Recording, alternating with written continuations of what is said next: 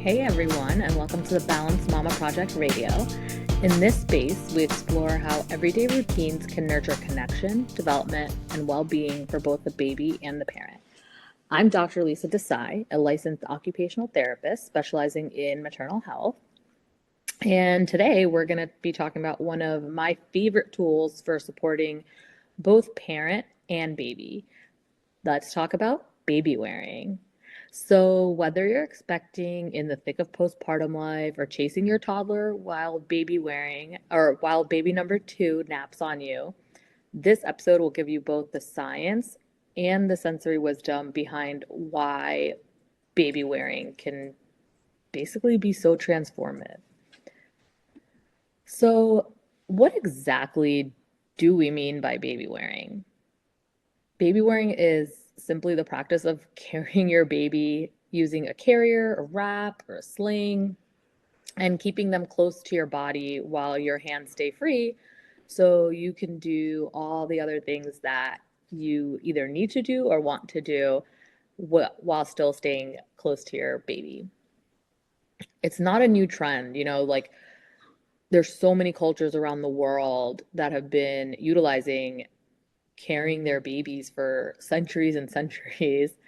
Um, Africa, the Japanese, Mexican, um, Indians, just that's just a few, that's just to name a few. There's so many out there.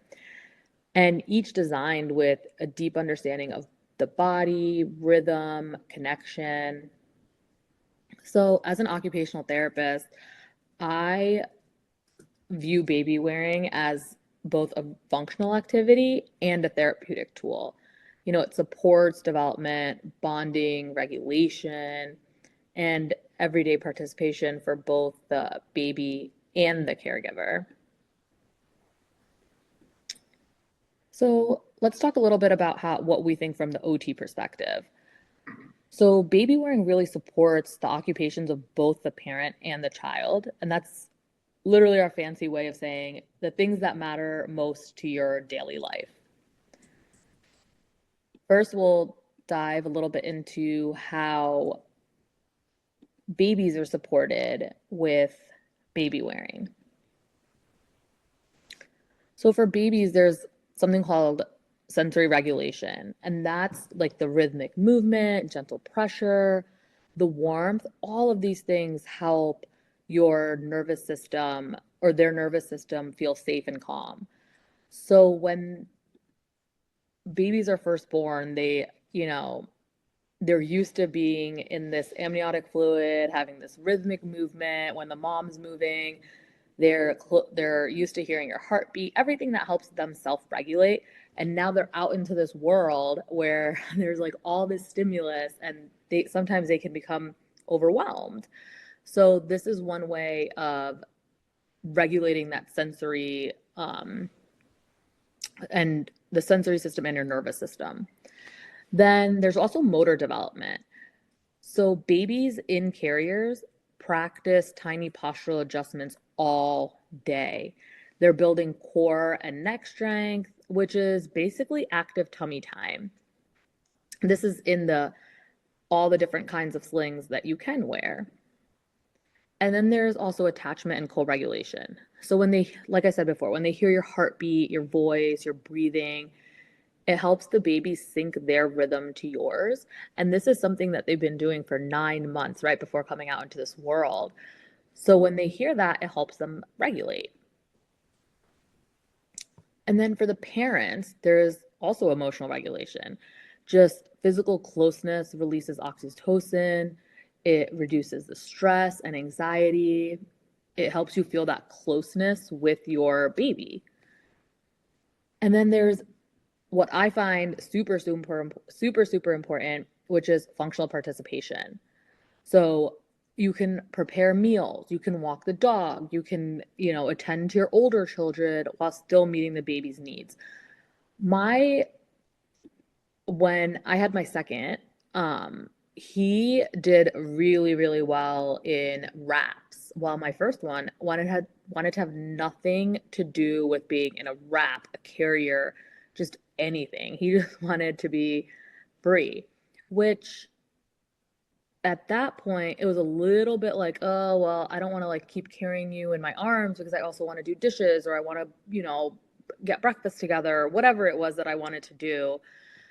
But with the second, I was like, oh my gosh, thank God he likes being in this carrier, because there's no way I would have been able to take care of my older one, who was 19 months, and also take care of the baby at the same time, because you only have two hands and there's only so many things you can do while having to tend to a newborn, especially because they're needy, right? They need a lot of things when they're first born, even though it seems like they don't. It's more just like every couple hours they need to eat, every couple hours they need to have their diaper changed, every couple hours they need to nap. And then you also have your toddler who also needs you and who needs you to have your hands free to be able to play with them, to make their meals, to give them hugs, whatever it is that, your older child needs. Then lastly, there's the body mechanics and ergonomics. So when done right, baby wearing distributes all the weight efficiently, reducing strain on the neck, shoulders, and wrists. And that's something that I see a lot of new parents struggling with when they're learning about carriers, when they're trying on carriers. Because one of the ways that a lot of parents look into carriers is they'll ask other people for recommendations in like mom groups, in just reading about them on the internet. But truly, carriers aren't a one size fits all, right? Everybody's body is different. Everybody has different issues like biomechanically. So, for example, some people may feel a lot of weight through their back. Some people may feel more strain through their shoulders or their neck or their upper back, depending on where you may have tightness, where you may have some muscle imbalances. All of these things can add up. So, as like first time parents or a first time sling wearer, ring sling wearer, soft structured carrier wearer, tush baby wearer, um, it's important that it's done correctly to make you more comfortable and the baby more comfortable with wearing it.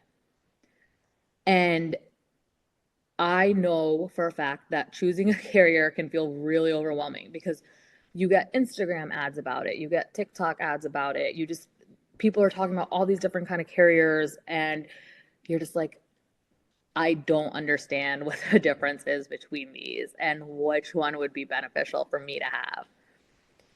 And essentially, sometimes you don't know what you don't know, right? So there's wraps, there's structured carriers, there's slings, there's the hip carriers, there's just so many different things out there.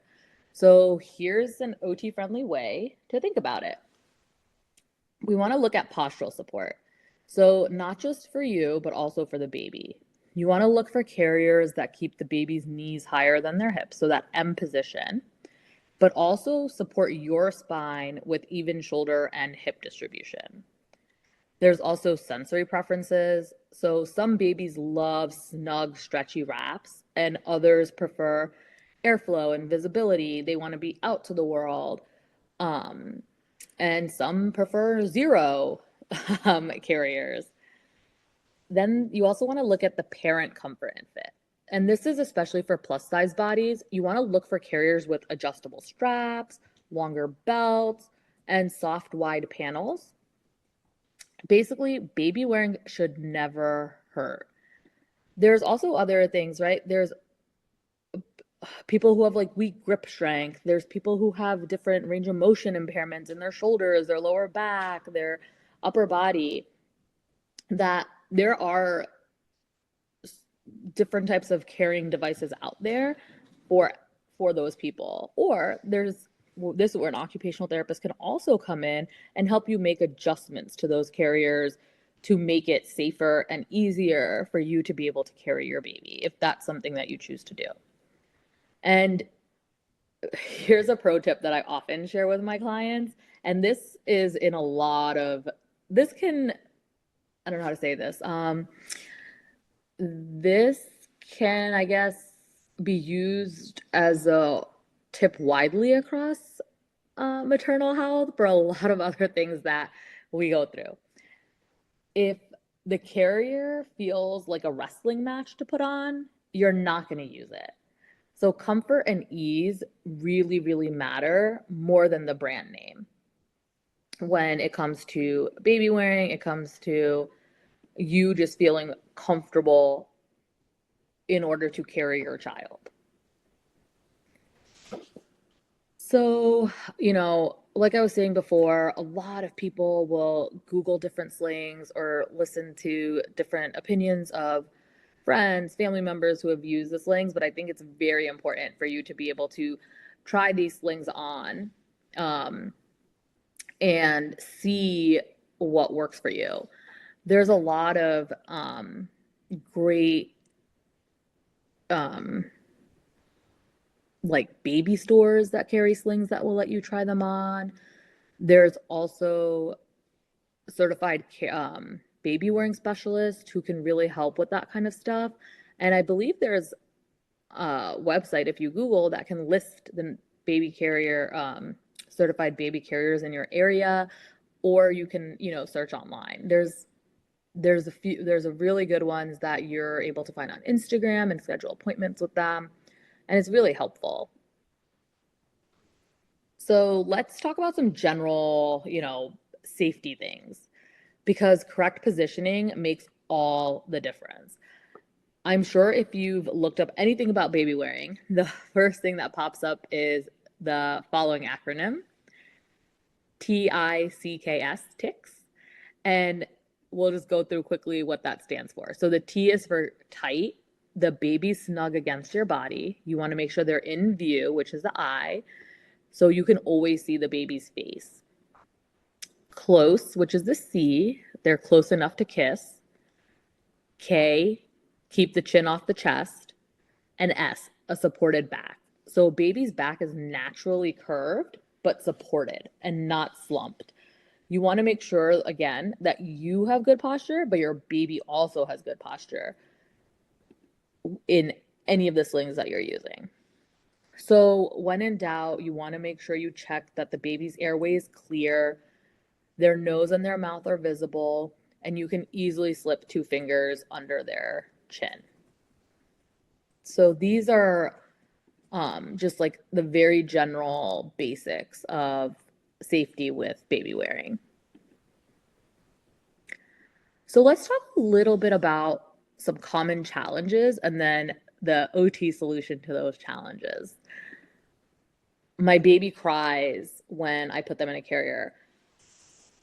So I had this happen with my first. I tried him in a soft carrier. I tried him in a structured carrier.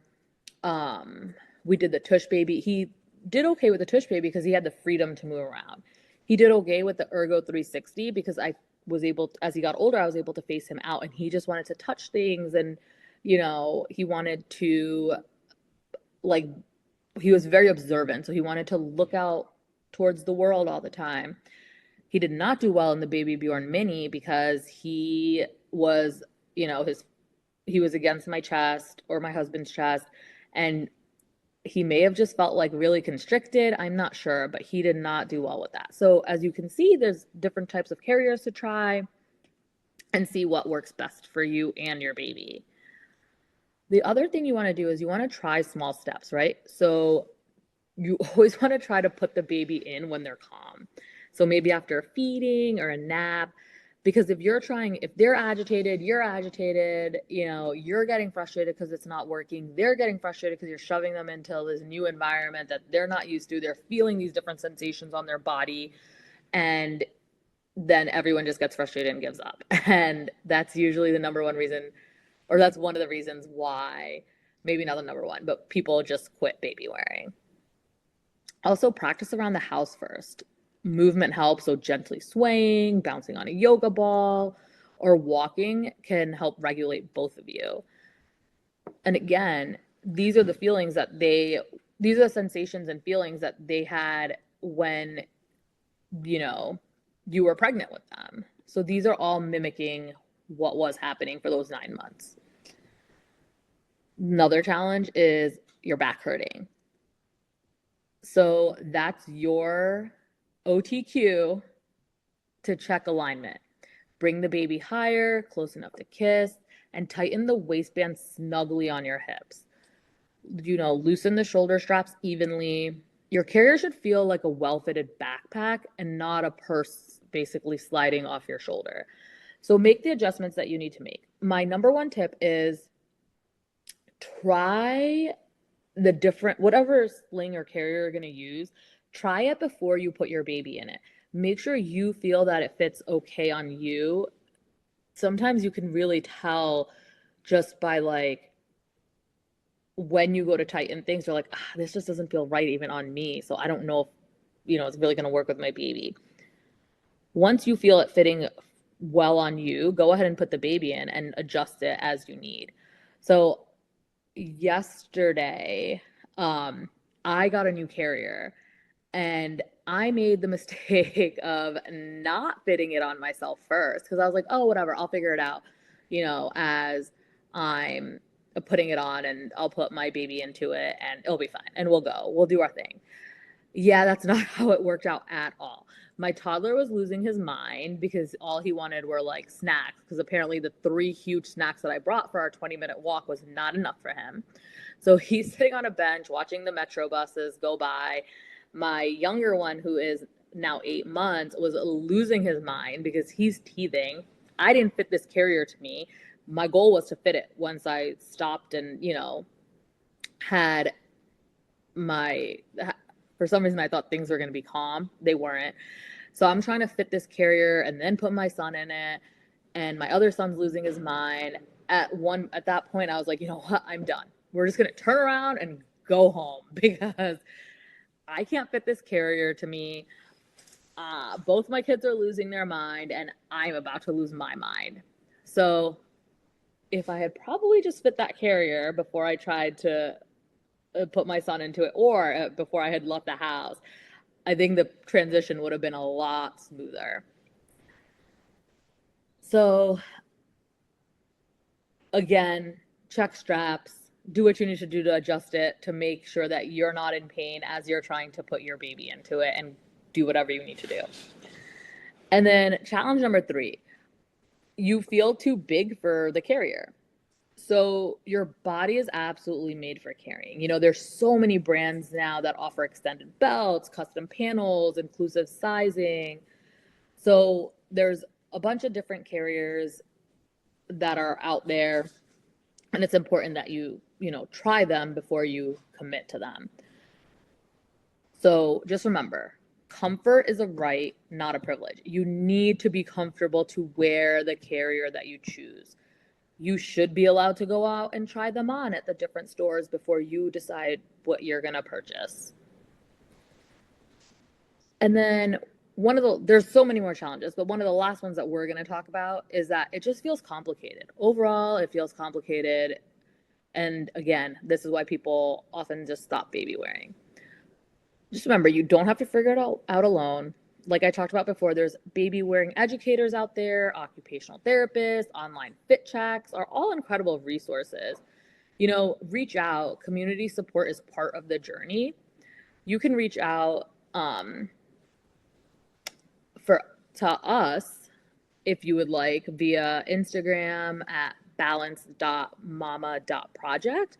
And, we can also send you references. We can do fit checks. We can send you out to a certified baby wearing specialist if, that's something that would better fit your needs. But there's always somebody out there to help you. And then, there's a whole other layer to just baby wearing. So beyond like the practical layer, there's the emotional layer.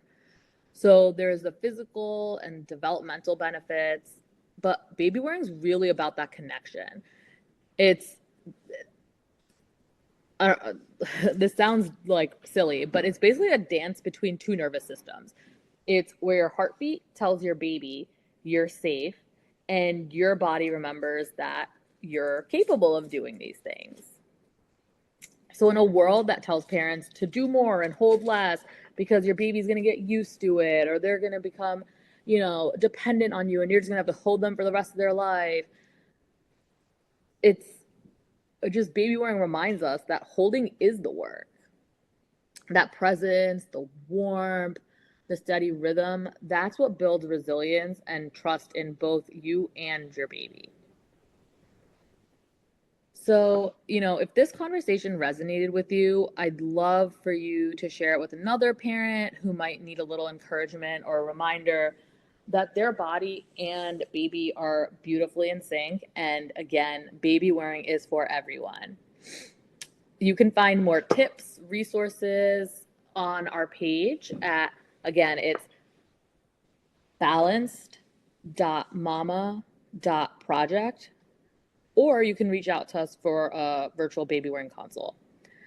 So just remember, baby wearing isn't about perfection. It's about connection, regulation, and just belonging. So thanks for joining me today on the Balanced Mama Project Radio. And until next time, take a deep breath, hold your baby close, and know that you are doing amazing work. Stay balanced, mamas.